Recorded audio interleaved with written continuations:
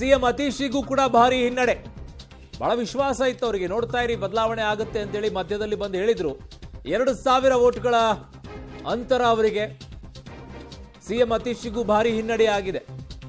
2,000 ವೋಟ್ಗಳ ಅಂತರ ಹಿನ್ನಡೆಯಲ್ಲಿ ಸಿಎಂ ಅತೀಶಿಗೂ ಕೂಡ ಈಗ ಹಿನ್ನಡೆ ಆಗ್ತಾ ಇರುವಂತದ್ದು ಬಿಜೆಪಿಗೆ ದೊಡ್ಡ ಮಟ್ಟದಲ್ಲಿ ನಗೆಗೆ ದಾರಿಯನ್ನ ಮಾಡಿಕೊಡ್ತಾ ಇದೆ. ಬಟ್ ಆಪ್ಗೆ ಕಣ್ಣೀರಿನ ದಾರಿಯನ್ನ ಮಾಡಿಕೊಡ್ತಾ ಇದೆ.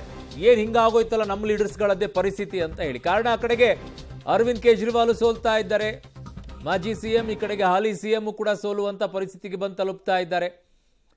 ಹಲವು ನಾಯಕರುಗಳು, ಮಂತ್ರಿಗಳು, ಡಿಸಿಎಂಗಳು ಯಾರ್ಯಾರೆಲ್ಲ ಆಗಿದ್ರು ಅವರೆಲ್ಲರೂ ಕೂಡ ಸೋಲುವನ್ನ ಭೀತಿಗೆ ಬಂದು ತಲುಪ್ತಲ್ವಾ. 62 ಸ್ಥಾನಗಳಿಂದ 22 ಸ್ಥಾನಕ್ಕೆ ಬಂದು ಈಗ ಕುಸಿತಾ ಇದ್ದೀವಿ ಅಲ್ಲ ಅಂತ ಹೇಳಿ. ಹಿಂದೆ ಮುಂದೆ ಆಗ್ಬೋದು, 22, 24 ಆಗ್ಬೋದು. ಬಟ್ ಅಧಿಕಾರಕ್ಕೆ ಹೋಗ್ತಾರಾ, 36ರವರೆಗೂ ಕೂಡ ಹೋಗ್ತಾರಾ ಅಂತಂದ್ರೆ ಈಗ ಹೇಳೋದು ಕಷ್ಟ. ಕ್ಲಿಯರ್ ಆಗಿ ಹೋಗಿದೆ ಈಗ.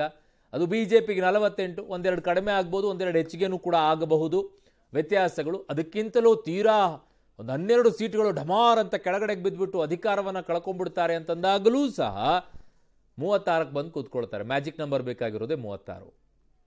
ಆ ಕಡೆಗೆ ಅದರ್ಸನ್ನ ತಗೊಂಡು ನಾನು ಏನಾದರೂ ಸರ್ಕಾರ ಮಾಡ್ತೀನಿ ಅನ್ನೋ ಪರಿಸ್ಥಿತಿಯಲ್ಲೂ ಆಪಿಲ್ಲ. ಕಾಂಗ್ರೆಸ್ಸಿನ ತೊಗೊಂಡ್ಬಿಟ್ಟು ನಾನು 2013ರಲ್ಲಿ ಕಾಂಗ್ರೆಸ್ ಜೊತೆಗೆ ಸೇರ್ಕೊಂಡ್ಬಿಟ್ಟು ಅಧಿಕಾರ ಮಾಡಿದ ರೀತಿಯಲ್ಲಿ ಮತ್ತೊಮ್ಮೆ ಇಲ್ಲಿ ಮಾಡ್ತೀನಿ ಅನ್ನೋ ಪರಿಸ್ಥಿತಿಯಲ್ಲೂ ಕೂಡ ಆಪಿಲ್ಲ. It's a clear. ಅದರ್ಸ್ ಯಾರೂ ಗೆದ್ದಿಲ್ಲ. ಕಾಂಗ್ರೆಸ್ ಅಂತೂ ಡಕೌಟು, ಹ್ಯಾಟ್ರಿಕ್ ಡಕೌಟ್ ಅದು. ಆ ಕಡೆ ಆಪ್ ಅಂತೂ 67 ಸ್ಥಾನಗಳನ್ನು 2015ರಲ್ಲಿ ಪಡ್ಕೊಂಡಿತ್ತು. ತದನಂತರ 62 ಸ್ಥಾನಗಳಿಗೆ ಬಂದು ಈಗ 22 ಸ್ಥಾನಕ್ಕೆ ಕೂಸಿದೆ. ಯಾಕೆ? ಉತ್ಸಾಹವನ್ನು ಉಂಟು ಮಾಡಿದೆ. ಹರಿಯಾಣದಲ್ಲಿ, ಮಹಾರಾಷ್ಟ್ರದಲ್ಲಿ ಗೆದ್ದ ನಂತರ ಈ ಡಿಲ್ಲಿಯ ಗೆಲುವನ್ನುವಂಥದ್ದು ಇಡೀ ಭಾರತ ದೇಶದಲ್ಲಿ ನಮ್ಮ ಕಾರ್ಯಕರ್ತರಲ್ಲಿ ಉತ್ಸಾಹ ಉಂಟು ಮಾಡಿರುವಂಥ ಹಿನ್ನೆಲೆಯಲ್ಲಿ ನಾನು ಈ ಗೆಲುವಿಗೆ ಕಾರಣೀಕರ್ತರಾದಂಥ ಭಾರತದ ಪ್ರಧಾನಿ, ಬಿಜೆಪಿ ಹೆಮ್ಮೆಯ ನಾಯಕರಾದ ಸನ್ಮಾನ್ಯ ನರೇಂದ್ರ ಮೋದಿ ಅವರಿಗೆ, ಅಮಿತ್ ಶಾ ಅವರಿಗೆ, ಬಿಜೆಪಿ ರಾಷ್ಟ್ರೀಯ ಅಧ್ಯಕ್ಷರಾದ ನಡ್ಡಾರವರಿಗೆ, ರಾಷ್ಟ್ರೀಯ ಪ್ರಧಾನ ಕಾರ್ಯದರ್ಶಿ ಸಂತೋಷ್ ಅವರ ಸಹಿತ ಈ ಗೆಲುವಿಗೆ ಕಾರಣೀಕರ್ತರಾದ ಇಡೀ ತಂಡಕ್ಕೆ ನಮ್ಮ ಎಲ್ಲ ಕಾರ್ಯಕರ್ತರ ಪರವಾಗಿ ಅಭಿನಂದನೆಗಳನ್ನು, ಧನ್ಯವಾದಗಳನ್ನು ಸಲ್ಲಿಸ್ತೇನೆ.